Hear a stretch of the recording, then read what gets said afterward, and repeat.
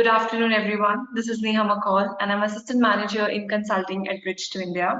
It is my pleasure to welcome you today to our first RE News of 2023. We are very pleased that we have Dr. Hitesh Doshi, Chairman and Managing Director from Wari Group, which is the biggest module manufacturer in India today. Thank you so much, Dr. Doshi, for taking out time and joining us today. Joining Dr. Doshi on the Fireside chat is Mr. Vinay Rastagi, Managing Director from Bridge to India. I'll just take 2 minutes on the format of the webinar. It is very simple. It will be an hour-long discussion, and we will take questions towards the end. So do send in your questions through the chat box located at the bottom corner of your webinar panel. And without spending any more time, I will hand it over to Vinay. Thank you so much. Thank you, Neha. And Hitesh ji, welcome very much to this session. If I can just, in a minute, set the context, there is, the renewable sector continues to attract so much attention. There is lots happening in the sector in terms of new projects, tenders, new technologies coming in, price volatility, and so on. But I would argue that one of the most pertinent themes is Make in India. The government of India provided and felt that making in India and getting self-sufficiency was the way to go forward. This was about, I think, about 3 years ago almost. And since then, a lot of policy support and initiatives in the form of BCD, ALMM, PLI, and many other things in terms of manufacturing zones, etc., have been announced. Now, the reality is that, despite all these support measures and BCD and ALMM have been effective since April last year, there is a lot of disruption on the ground in the sense that there is a limited availability of modules.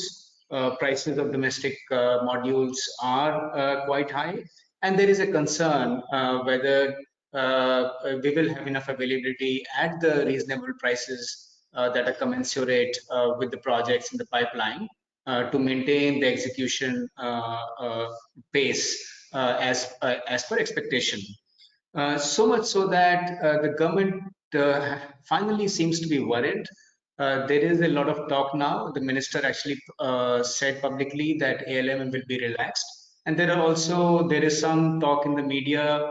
The ministries are conferring. There are a lot of consultations that BCD also might be relaxed for some time, maybe for some projects only.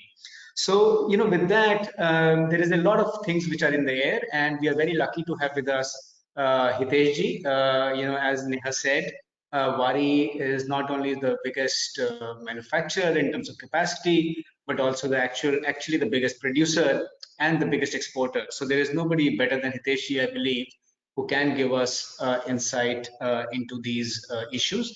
So Hitesh ji, welcome again. What we will do is we will kind of split the session in 2 or 3 broad areas. Let us first start with Wari's own plans.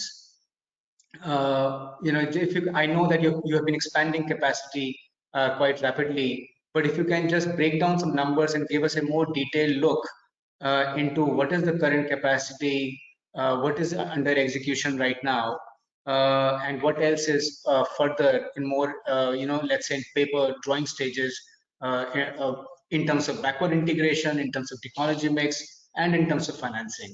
Hitesh ji.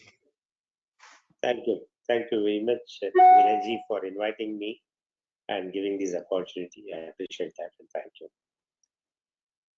Wari has came into the solar business, just to give us some background about Wari, in 2007. And we started the manufacturing in India to export in a European market. On those days, the solar was not started what we are seeing today.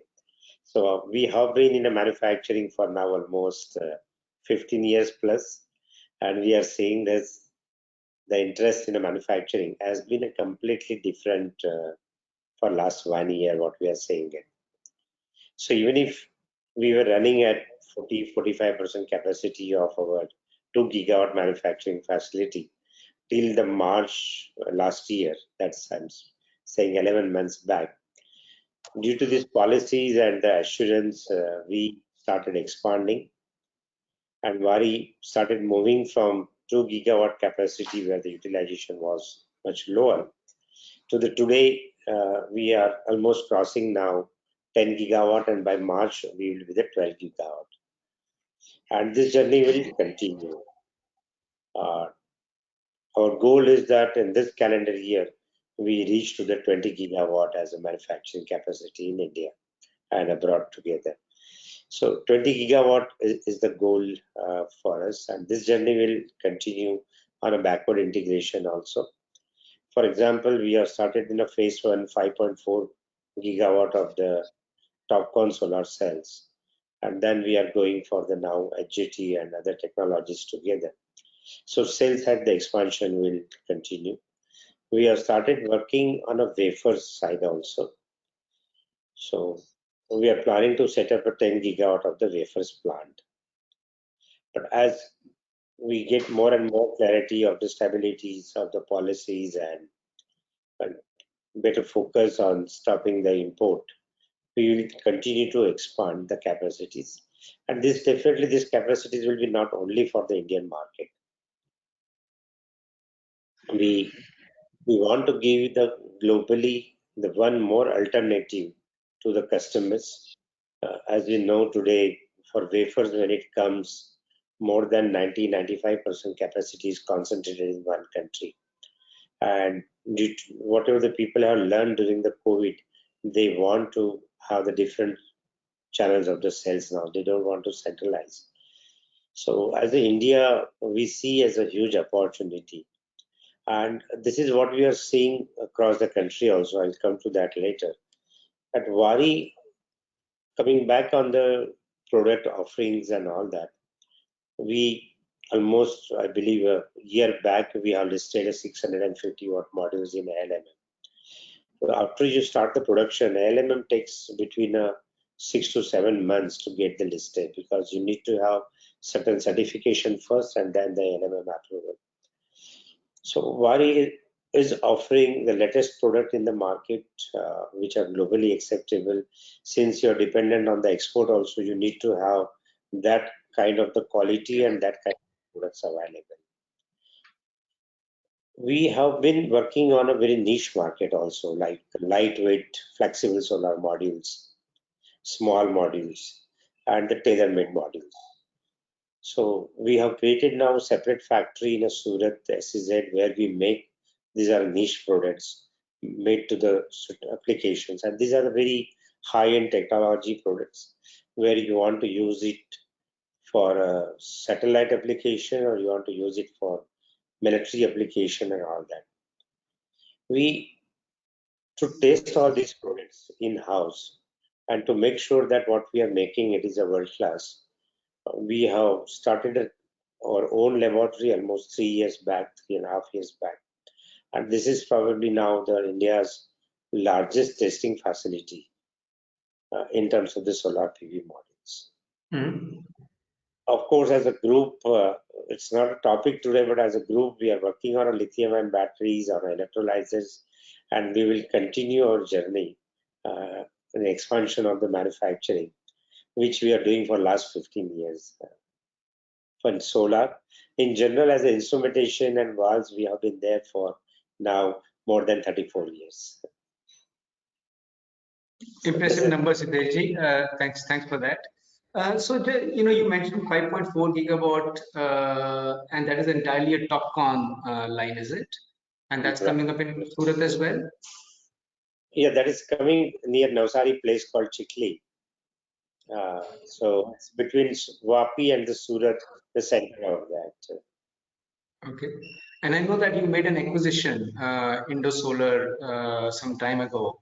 What is the plan with that acquisition? How are you planning to kind of capitalize on that? Like after the acquisition, it takes some time for some approvals and some permissions.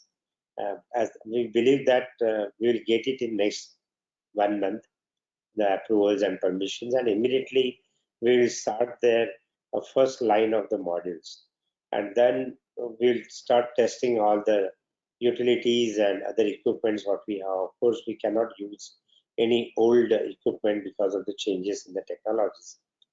But if utilities and other things, if we can change, then we will go for one line of the sales also there. Okay. And now, obviously, this is all very, very capex intensive projects. Can you give us a flavor of what is the total capital cost for the particularly for the cell line? And I don't know what is the status of the wafer line, and how are you financing it? I know that there was a plan to go to the public markets some time ago, but I believe that has been called off. Maybe you can give us some insight on what are the what are the financing opportunities for manufacturers? Yeah, the business we are in, it needs a high capex, but along with that, there is a high risk of the technology also. To give you an Correct. idea, 15 years we have changed our equipments 5 times. So Correct. what I have today, it may not valid. When you want to offer a continuously the latest products and the new technologies to your customers in this industry. So this is both the challenges are there, the high capex and the low time to use the equipment. We had planned for the IPO, and fortunately during these IPOs road shows, the investors has taken a very good interest, and they have subscribed our entire requirement, not the amount of the IPO which we were planning, because there was some portion of the secondary sale also. So we have not gone for the entire portion of the secondary sale and not the entire requirement of the IPO. So capital has been raised by the Wari last year, uh, and IPO has been postponed. The capex requirements, the phase one, where we'll reach to the 12 gigawatt of the modules and 5.4 gigawatt. This outlay will be around 3,600 to 3,800 crores. The additional investment which we are planning in Indo Solar, as well as the complete new 10 gigawatt additional expansion, this will be much higher, because there we are not only adding the capacity, but we are adding the wafers also in that line. Correct. So for this, we are planning to go back to the investors after the March end for the second round of again fundraising. So far, the interest is a good. We believe that we'll be able to close that in April end, and we'll be able to raise the capital from there. The debt side, the banks are supporting the manufacturing, financial institutes are supporting the manufacturing, and we don't see any issue there. Okay, that's good to hear. And in just touching a little bit again on technology side, so I believe the machinery must have all for all these plants must have been imported. I presume mainly from China. You can maybe give us a little bit of insight into that. And then in terms of the other components, once you are manufacturing cells, but in terms of glass, EVA backsheets, aluminum frames, etc. What is the plan for that? I mean, we've heard other companies are also going into ancillaries, but do you plan to import them, or have you identified other supply chain options in India or otherwise? Right. I mean, let me give the answer of your technology first. The technology-wise, customer needs the latest model. For example, today, most popular model is a 545 watt. And now we are seeing the next level will cross or will be close to the 700. So as a company, we need to start investing from today, even if the 545 machines are not more than a year old now. But we have to be ready for the next level. So Correct. we continue to offer, it is like electronic product. If you do not have the product, what customer wants to, and everybody wants the latest model. There are very few customers who will accept to the earlier model. What we see in a consumer electronics, it is in the same in the solar. So we have, on the back end side, we have to be ready at least 2 years back. On a complete supply chain development in India, it's not only our customers are looking for the alternative supply chain, we too. So we also need to come out of the concentration from one or two countries of the supply chain. So we are encouraging all the local companies, and fortunately, all the local companies, including the glass manufacturers, aluminium, EVA, we see the country's capacity has gone to now 20 gigawatt.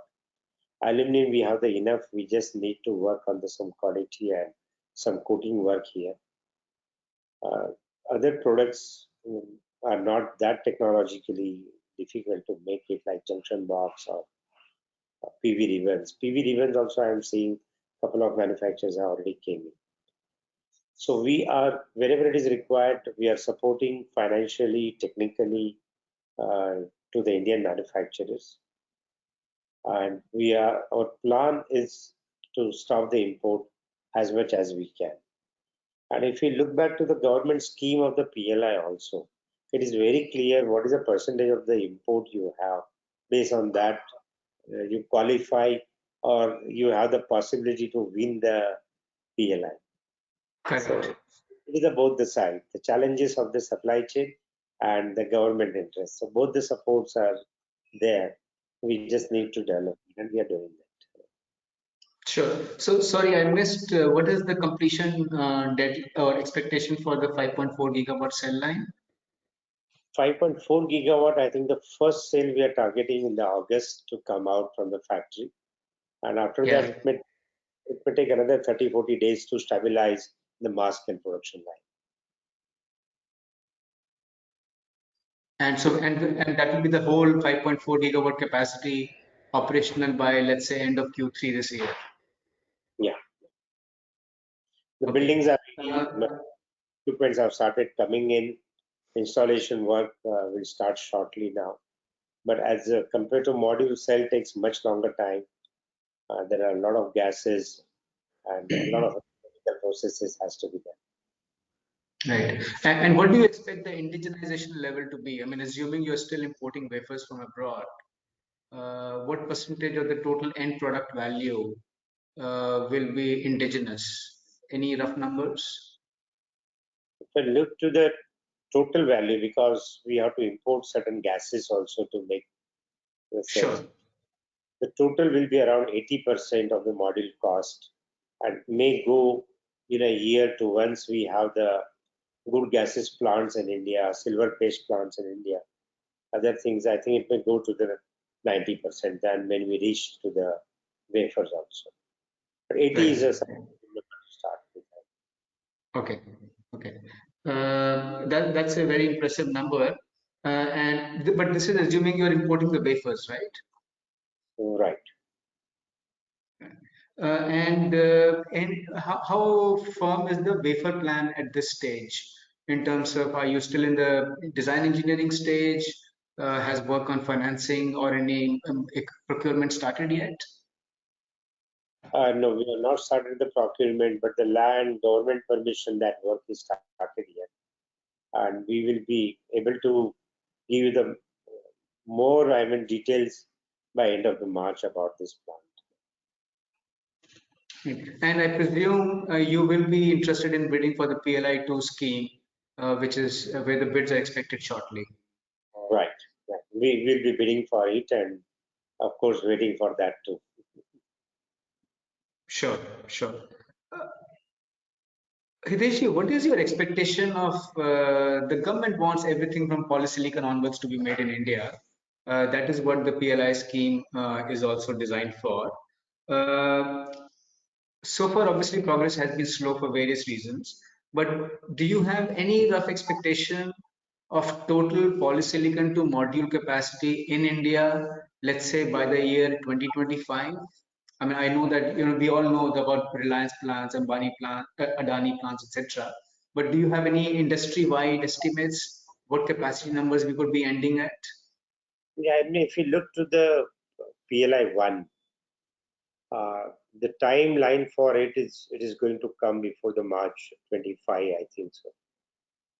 Right. So we will see definitely at least a 3 polysilicon plant in India. Let us say by 25 last quarter. Sure.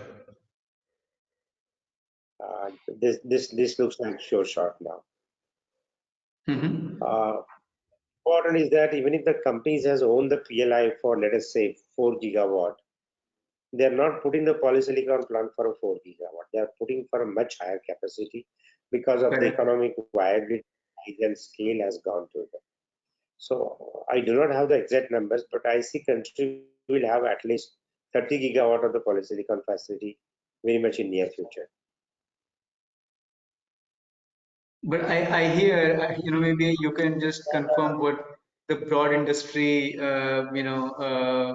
expectations are. We hear numbers of close to 100 gigawatts of modules, maybe 40 to 50 gigawatts of cells, and then maybe slightly less for further upstream.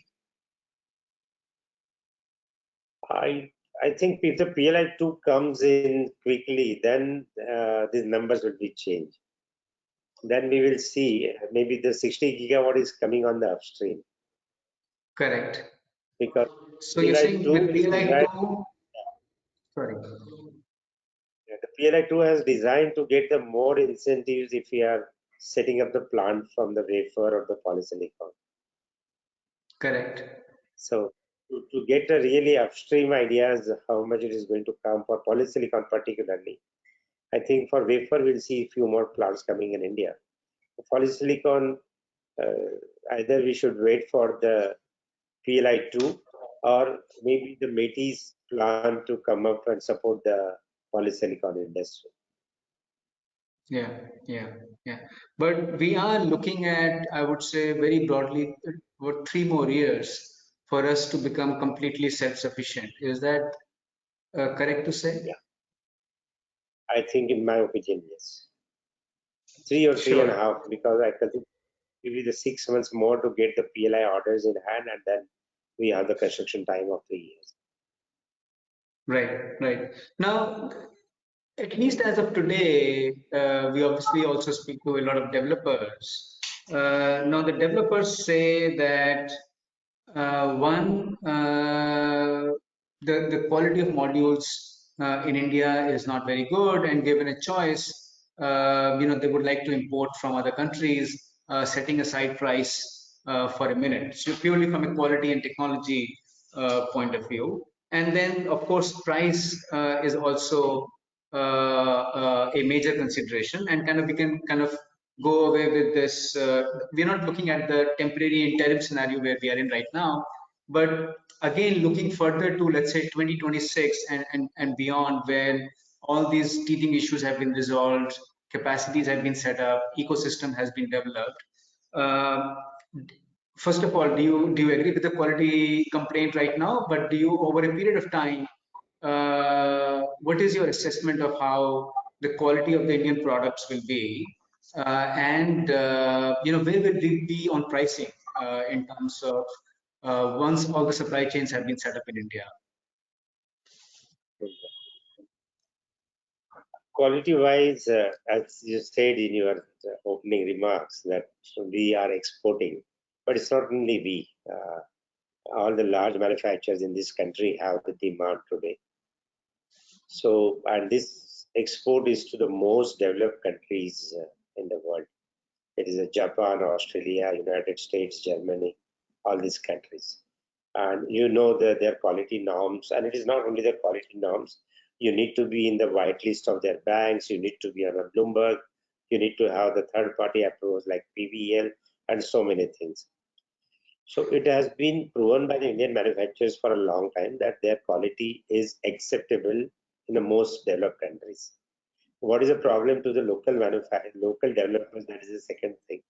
But this has been proved on the paper, and we have the export data and the certification data. If you ask me what is the real problem today, the real problem is the manufacturers' capacity in this country has been always at twice than the demand. The local demand was not more than the 10% of the entire requirement, and manufacturing capacity was 10 gigawatt. If you look to the till last year's data, our manufacturing capacity, even as per the ALMM, most of the developers, manufacturers have gone now for ALMM. Out of 110 manufacturers, still we don't have. I think more than 85 manufacturers are still not listed on ALMM. So capacity has been a huge. And due to this capacity, the manufacturers were fighting, and they are fighting also today. And that is the reason we have seen over 1 dozen companies have been gone out of the business. And whatever the companies are in business, if you look to their last 3-4 years balance sheets, the profit before tax are not even a 3 to 5% in manufacturing. So this is a problem on the manufacturing side. On a development side, the developer has to win the PPA to continue in the business, and that competition uh, brings the entire pressure onto the value chain based on the PPA price. Coming back to the Indian module manufacturers' prices today, since the manufacturing takes some time, the policy came in the April, and the real stoppage came from the in the October. Today we are sitting in February through the ALMM notification. Otherwise, there was a window open to import from FTA countries without paying any duties. So ALMM has stopped that windows. Now you know the manufacturing, it takes its own time to get the land, building, electricity connection, and a lot of permissions, approvals, machines, training, people, and all that. So the normal time to set up the manufacturing for modules is a 1 year, 9 months to 1 year. Cells is 18 months to 24 months. So we are saying the availability. Now tell me the one country who has grown in a less than, I will consider April, not October, okay? From April to the February, from 10 gigawatt on to the 30 gigawatt today in less than 9 months, with having IEC certification, BIS certification, and some of them are already on the ALMM list. So they have passed through this 6 to 7 month cycle. They pass the factories and all that. And is that a full stop? No.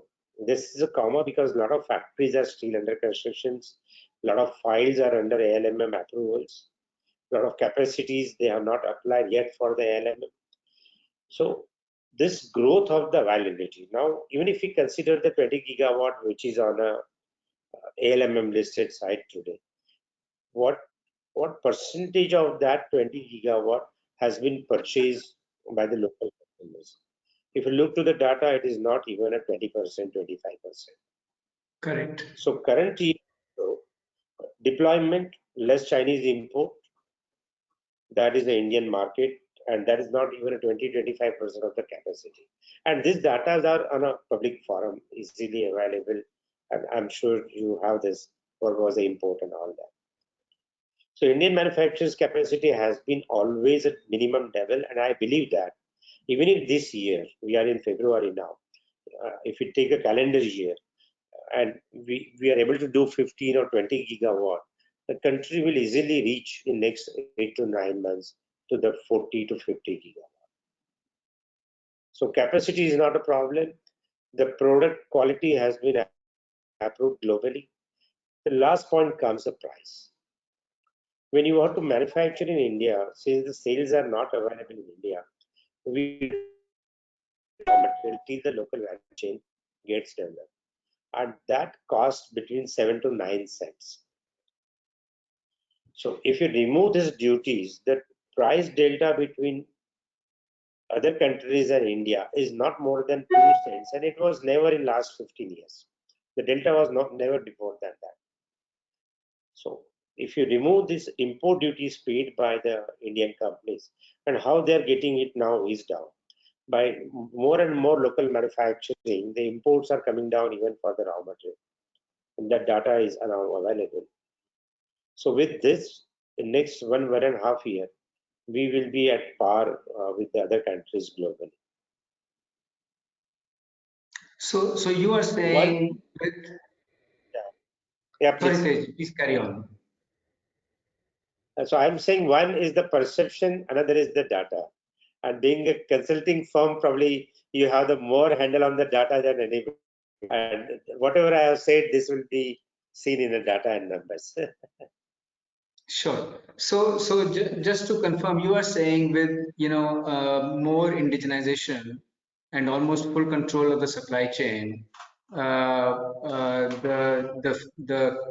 final price of the finished product will be more or less in line with what we see in China. Did I get it right? Right. Okay, I think that's very, very encouraging and positive. How do you see the government moves to relax some of the policy initiatives, even if only for a short period of time? Obviously, they're not desirable from any manufacturer's perspective. But do you see that there will be a material impact on your business, whether in terms of fundraising capacity or profitability or fundamentals in any other way? Yeah, I mean, investors' confidence was never in a manufacturing, and which we have seen tremendously came up in last 10, 11 months. We have seen the funding in the two companies. We have seen few IPOs, maybe this at MSI scale, but we have seen how the investors has responded to the government policies as yes, manufacturing is going to happen, number one. And number two is manufacturers are going to give some good returns to the investors. So definitely policy needs to be stable for a long time, considering the time required to set up the facilities in the country. But if it is really necessity, like government has already planned for the grandfathering of the old projects and given the change in law also. So for that, we do not see any problem because the projects which has been announced or signed before this law came in,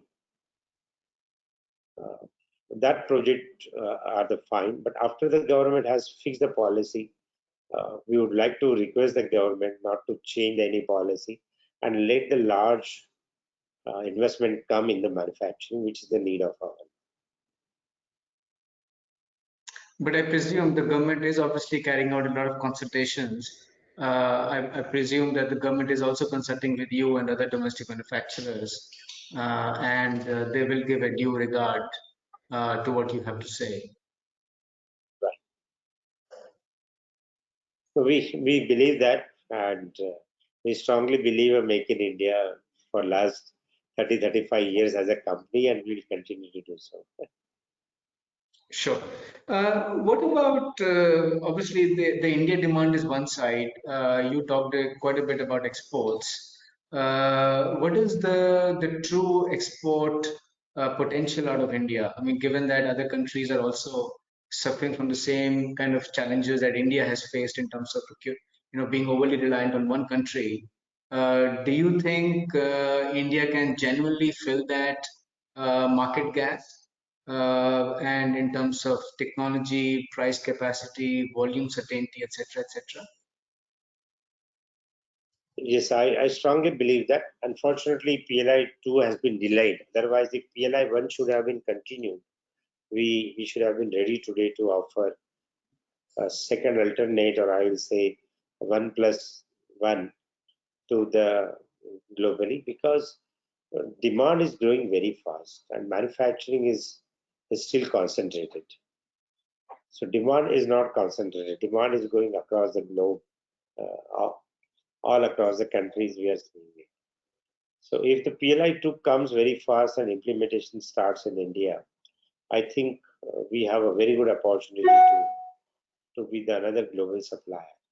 And because of that scale, and because of to be the global supplier, Indian customers will not get only the good price, but they will get the latest product, better qualities, and that class, that kind of the services also.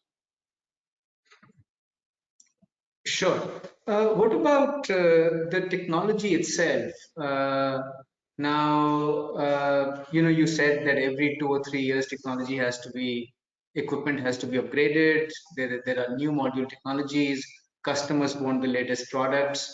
But then, we don't invest much by way of R&D as a country. China again has a dominance in that. And now we also hear that there are proposals in China to ban exports of latest technologies. what do you make of that, and how big is of a risk is that in your view? This is really interesting. Like some country makes a monopoly. It's not only for solar.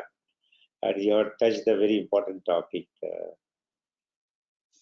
The world definitely will have some challenges because outside China there is a limited equipment manufacturing today. Technologies are there, but you need a lot of mass scale equipment also to produce it. So there will be a shortage for some time to get the equipment.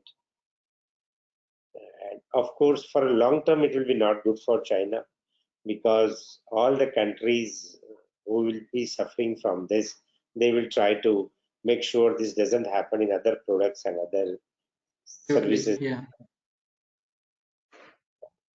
We need to change it. The industry we are in, for example, if I do not change my technology today, and if I'm using the similar cells in my old technologies, and my costs are going to be the very high. One side, the customer will not accept the product, but the manufacturing is not viable today. So change in the product you are, which is the latest technology products, it is a part of the game. You need to make sure that 2 years to 2.5 years, you are ready with the new machines and the new technology in place. So that will continue. I started with the two bus bar round cells before that, then the two bus bar. Today we are speaking about 12 bus bars. Module size I started with the 200, 225 watt. Today the smallest size came to the 540 watt. So this will continue. We being in the game, we have to be the part of it. Sure, and I think I totally agree that in the long run, any such moves will make other countries even more determined to reduce their dependence on any one country. But in the short run, do you feel this could seriously upset your plans or other companies' plans? Yeah, across the globe. Across the globe, it will affect because outside the China, equipment manufacturing is not much, and definitely we need a lot of equipment. So if the China decide to stop, it will affect the globally all the manufacturing plants. Right. Okay. I just wanted to request all the people in the webinar to feel free to please type in your questions. We will. I hope that we've already addressed some of these questions, but if you have any more, please continue to type in more questions. So I'll just take one question which has just come in. We have seen the price delta between the TopCon and the monoperk modules coming down steadily. What are your estimates in terms of price, and what can we expect in terms of price efficiency and yield from the TopCon modules that you will be producing, and the delta versus monoperk modules? Personally, I see that before the end of this calendar year, we will see over a 60-70 gigawatt of the TopCon facility up and running, and the rest of them are converting. And if the equipments are available earlier than this, then maybe this may go up to 100 gigawatt globally. So the price difference when this production will start, which is already started now, when this mass scale production will start in next 2 quarters, I think that the price difference will be not more than a 5%.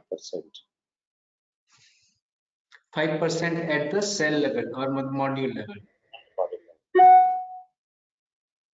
Okay. And what about what is the kind of efficiency you are expecting from the TopCon modules? It will start with the 590 now, and then it will start going up. 580, 590 will be the starting point. Right.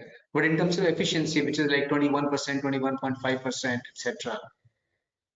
1% is now what people are getting, but I see that it will go up to 1.5 to 2%. Okay.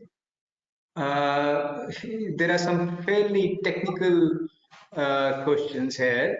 One of them is why don't we use gallium instead of boron to reduce the LID effect, which will also help with lower degradation. I don't know if you can want to answer that or. I, I will say that I can come back to you after I start the cell manufacturing. The Correct. point is we are creating a large R&D team. Since there is no manufacturing in the country, there is no R&D. A lot of work is done here. So with this manufacturing, we'll have now good R&D teams in all the manufacturers, I believe, and that will help us with all the suggestion to try and work out on that. Sure, Hitesh. So, okay, there is a question on how do we bridge this technology deficit with China? I mean, setting up, having a government support system, setting up more capacity with imported machinery, etc., is fine. It's absolutely okay in the interim, but how do we make sure that we become truly self-sufficient? How do we develop domestic technology expertise? And that's always been one of the weak points as far as India is concerned. See, we have to be mentally ready, right? Today in automobiles, 20 years back before, I believe that we were ready that we'll not import and we'll make it in India. And it has been a painful.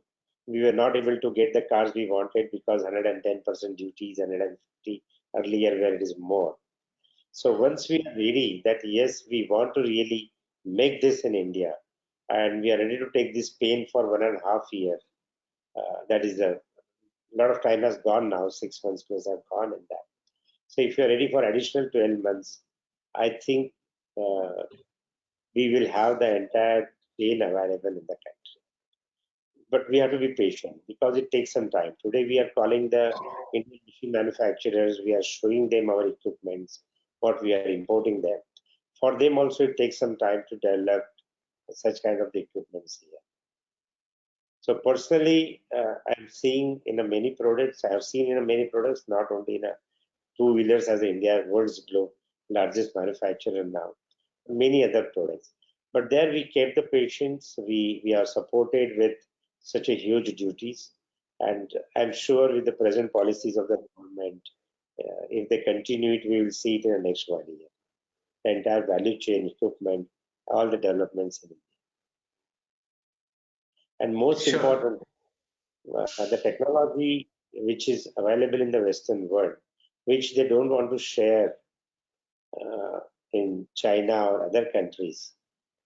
They want to share in India as soon as the manufacturers starts coming up. It may be the furnace or it may be some automation.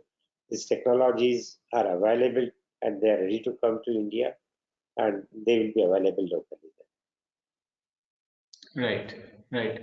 Uh, Now, I think we discussed that India's module capacity or the whole supply chain capacity could be somewhere between 60 to 100 gigawatts. Now, I think even in the foreseeable future, we are expecting India's demand to be, let's say, even in an optimistic case, to be about 25 to 30 gigawatts, and I'm really kind of pushing it out there. So that is obviously a surplus capacity. Now you said that a lot of it is you're looking to the export markets for that, but then there are other countries like US, Europe, and other countries which are also coming out with their own domestic manufacturing policies. US in particular, I think, is quite exceptional in the kind of support that they are giving.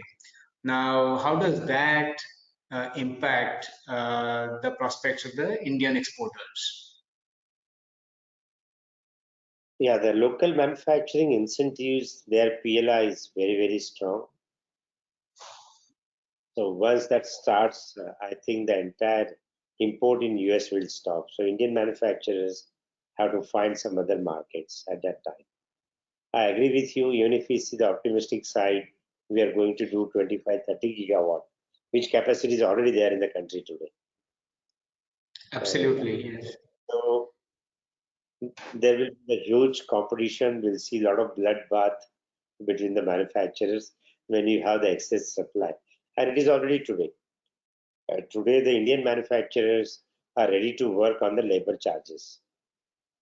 So all the material is supplied by the customer, and manufacturers hardly get uh, one penny, I will say, on the same side on the model today as a labor charges because of the oversupply capacity available in the country. If there should have been uh, more demand, I'm sure the no manufacturer should have gone for the job of business in India. This Okay. happen more, this will Sorry, happen thank more you. and more in the coming days. Right. There are a couple of queries on end of life treatment for modules. The Ministry of Environment and Forests has laid out some standards or expectations.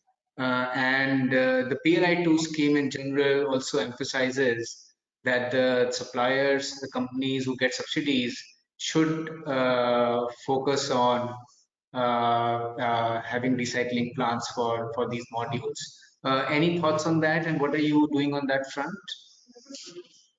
We have formed a team now at this moment and looking to all the technologies which globally they are offering.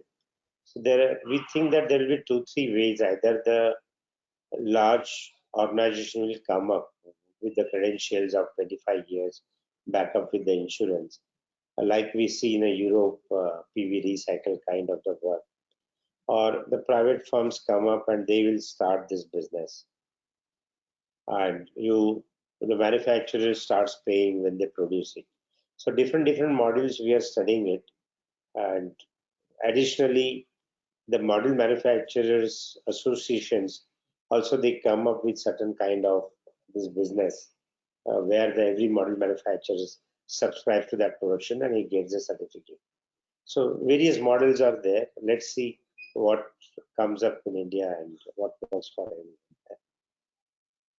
Right. Okay. And this is again a question which has been flagged many times that the further up you go in the value chain, from modules to cells to wafers to polysilicon, the technology expertise and the level of skills that you require from your workforce, it tends to increase, and we simply don't have that kind of skill set available in India. And I know from at least my little bit of experience that some cell manufacturers have been struggling to, for example, even after setting up the lines were not stabilized, and they were dependent on getting foreign engineers, etc., to work on the lines for a fairly extended period of time. Do you see that as a major risk? And again, what are your plans to cope with that? Two, three things are happening together now. The equipment companies are now training their engineers in the countries from where they can travel easily to India. Okay. Government of India has also started giving some visas to the Chinese, and we are seeing the good movement of the Chinese engineers in India. Additionally, the Indian companies are hiring the people, they are sending the outside. One of the company has already done it for 3 months to 6 months in these countries to work there, and they get trained completely. When they come up here and when the equipment arrives, they know about this product and the technologies. So depends on the level the support is required. These developments have happened in the last 1.5 month, 1 month only. But before that, the last 24, 25 months was very difficult. Even traveling of the Indian engineers to China was not possible. Right. So Chinese government has opened up the traveling, Indian government has opened up the visa. So all things are going into the right directions. I think this people problem should not be there, of skilled people particularly. But that is, you're saying in terms of getting overseas engineers to work in India. But what about training of Indian engineers and building domestic technical expertise?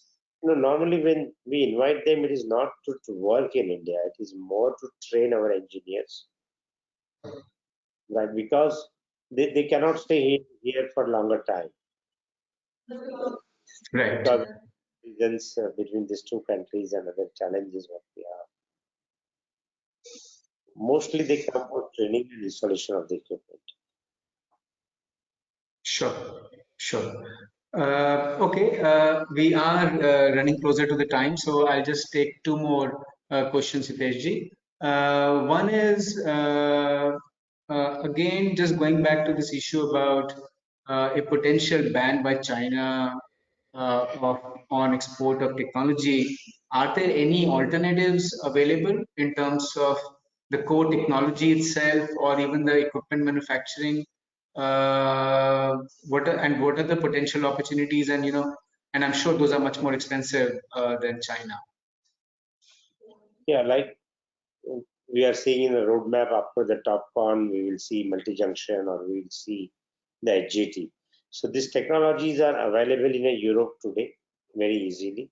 The challenge I'm seeing is that the scale of manufacturing of the equipments, because globally, like you said, the United States is planning for manufacturing. Other countries are also planning to increase their production. Similarly, India. So that's I see that challenge of the large scale supply of the equipment. Technology wise, I don't see any problem. Okay. What about the further upgradation to HJT? And then, there is a question here also about perovskites. Perovskites, I believe, is still very much in the lab stages. But, what is the real prospect of moving to HJT, and what kind of incremental savings and efficiencies does it give you, or to the end user? There is a little bit competition between TopCon and HJT. Correct, correct. But you said that you are planning to set up the next line as HJT, so you must see that as being an attractive option. So we we as a manufacturer also we will see both who wins, and there we will Correct. scale more. Uh, but a lot of companies are focusing, like in Europe now, they are purely focusing on HJT. The new plants which are coming in Europe, they all are the HJT, and they have the technology, they have the equipments for that. So probably we have to wait and watch who wins in this two technology. But people are more optimistic on HJT now. Despite the higher capex and higher even the production cost, etc. It will come down. In the starting of any technology, like we started with 400 rupees a watt panel, and Right, right, right. And any comment on perovskites? Is it still very much, at least from a practical point of view, still in drawing stages, or do you see a real concrete roadmap? quite optimistic. I think we'll see the commercial product in the less than 3 years, the first product in the market. Okay. Anything, Hitesh, we have not covered before we close the session?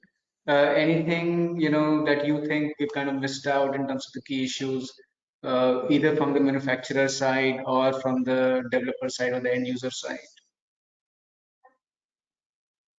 No, I think we have covered all.